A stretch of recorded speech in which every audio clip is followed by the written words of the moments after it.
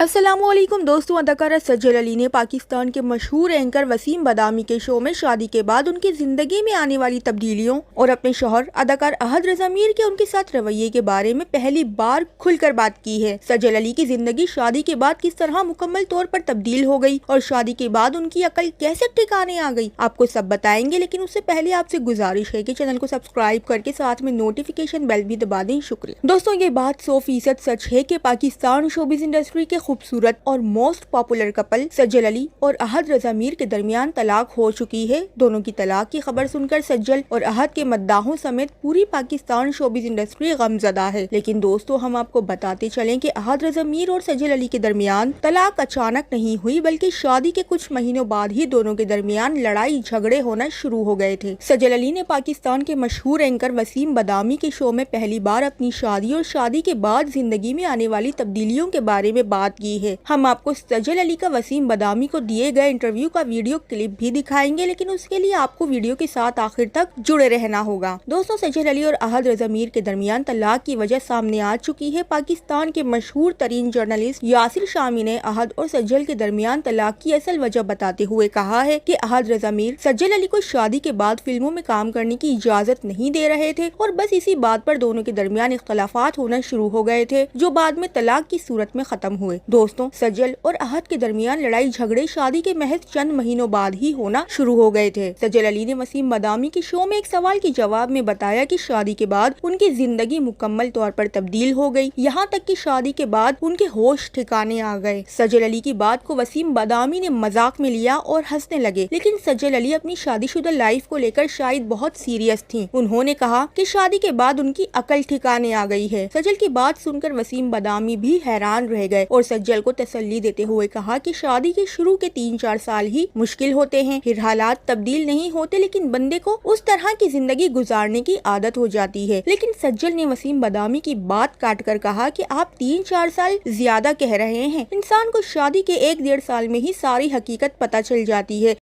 होश ठिकाने लग जाते।